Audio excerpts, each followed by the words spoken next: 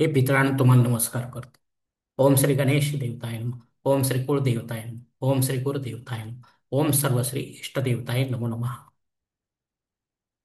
ओम पितृगणाय विद्महे जगद्धारिणे धीमहि तन्नो पितरो प्रचोदयात.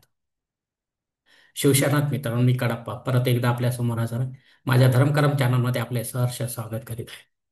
मित्रांनो, आपल्या सनातन हिंदू धर्मातील सणवार व्रत वैकल्याच्या साखळीमध्ये आज मी आपणास महालय पर्वासंबंधी माहिती देण्याचा प्रयत्न करणार आहे.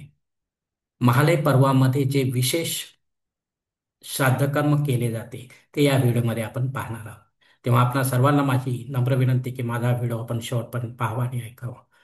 मित्रांनो, महालय पर्व अर्थात पितृपक्ष, पितृपंधरवाडा, शालिवान शके 1947, विश्वासू नाम संवत्सर दक्षिणायन, शरद ऋतू, भाद्रपद मास, कृष्ण पक्ष, सोमवार प्रतिपदा ते अश्विन मास शुक्ल पक्ष सोमवार प्रतिपदापर्यंत, अर्थात सोमवार दिनांक 8 सप्टेंबर ते सोमवार दिनांक 22 सप्टेंबर 2025 पर्यंत असणार आहे. तर या महालय पर्वातील विशेष श्राद्ध कर्म काय आहेत ते आता आपण पाहूया. सर्वात प्रथम येणार आहे ते भरणी श्राद्ध.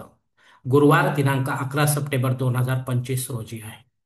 आपल्या वडिलांनी जर आपल्या आयुष्यात कधीही तीर्थयात्रा केली नसेल तर अशा वेळी त्यांचे नावे भरणी श्राद्ध पंडितामार्फत विधिवत करावे. आपल्या घरी किंवा शास्त्रमान्य तीर्थक्षेत्री करावे. मृत व्यक्ती साधारण वर्षभर तरी प्रेत योनीत भटकत असते, म्हणून प्रथम वर्ष श्राद्ध कर्मानंतरच त्याला पितर योनीत प्रवेश मिळतो. म्हणून अशांना पितृपक्षात बोलावता येत नाही, बोलवू नये. काही अडाणी लोक अशा मृतात्म्याच्या नावे भरणी श्राद्ध करतात. काही पंडित लोक असेही काम करतात. याचा परिणाम कर्त्याला अनेक प्रकारे त्रास संभवतो होतो मित्रांनो. दुसरं विशेष श्राद्ध करणं येणारे अविधवा नवमी, जे बुधवार दिनांक 25 सप्टेंबर 2024 रोजी आहे. आपली पत्नी जर मृत असून तिचे वर्ष श्राद्ध कर्म संपन्न झाले असेल तरच आपण हे श्राद्ध कर्म करावे, अन्यथा नाही मित्रांनो. स्वजातीच्या किंवा ब्राह्मण सवाष्ण स्त्रीला पितर म्हणून जेवू घालावे. तिचा योग्य तो मान सन्मान पंडितामार्फत दुपारी 2 ते 4 या वेळेत करावा. असे श्राद्ध कर्म आपणाला आपण जिवंत असेपर्यंतच करता येणार आहे, त्यानंतर नाही मित्रांनो. तिसरं श्राद्ध कर्म आहे विशेष संन्यासी ना महालय. हे गुरुवार दिनांक 18 सप्टेंबर 2025 रोजी आहे. आपल्या कुटुंबात कोण्या व्यक्तीने संन्यास घेतला असेल आणि त्याचा मृत्यू झाला आहे असे आपणाला समजले असेल आणि या घटनेला वर्ष उलटून गेले असेल तरच आजच्या दिवशी आपण त्याच्या नावे पिंडदान युक्त श्राद्ध कर्म पंडिताच्या मार्फत विधिवत करू शकता. कदाचित त्याची सद्गती थांबली असेल तर आपल्या या श्राद्ध कर्माने त्याला त्याच्या कर्मानुसार गती मिळून पुढील त्याचा प्रवास सुरू होऊ शकतो. चौथं जे आहे विशेष श्राद्धक्रम ते शस्त्रातिहत पितृश्राद्ध. शनिवार दिनांक 20 सप्टेंबर 2025 रोजी आहे. चतुर्दशी तिथीला केवळ अनैसर्गिकरित्या व अकाली मृत्यू पावलेल्या व्यक्तींच्या नावाने श्राद्ध तर्पण विधी करावा. यामध्ये मृत्यू म्हटल्यानंतर शस्त्राने, कोणत्याही शस्त्राने त्याचा मृत्यू झाला असेल, सर्पदंश होऊन मृत्यू झाला असेल, आत्महत्या केली असेल किंवा अपघाती मृत्यू झाला असेल किंवा विषबाधा पाण्यात बुडून आगीत जळून यासारखे अकाली मृत्यू यामध्ये येतात मित्रांनो. कारण अशा व्यक्तीच्या अनेक इच्छा अपूर्ण राहतात. अशा पूर्वजांचा आत्मा पितृलोकात जात नाही असे मानले जाते. अशा पूर्वजांच्या आत्म्याला गती मिळावी म्हणून काही यथाशक्ती पण योग्य असा दानधर्म देखील करावा मित्रांनो. यानंतर शेवटचं एक विशेष श्राद्ध कर्म येतं. शेवटचा नाही, अजून एक आहे सर्व पित्री अमावस्या, त्याला आपण म्हणतो. तर रविवार दिनांक 21 सप्टेंबर 2025 रोजी आहे.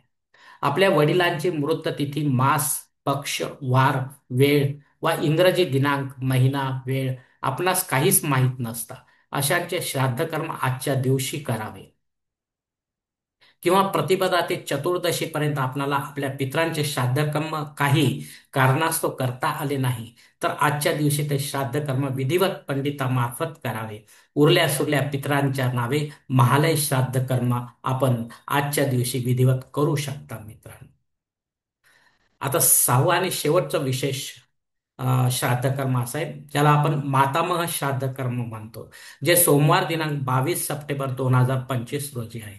आपल्या सासरकडील मृत मंडळीचे अर्थात आपल्या पत्नीची आई, आजी, पणजी वा खापर पणजी, आई जिवंत असेल तर, आणि वडील, आजोबा, पणजोबा वा खापर पणजोबा जर वडील जिवंत असेल तर यांचे श्राद्धकर्म पंडितामार्फत विधिवत आपल्या घरी वा तीर्थक्षेत्री आपण अवश्य करू शकता मित्रांनो, जर त्या लोकांनी केले नसेल तर.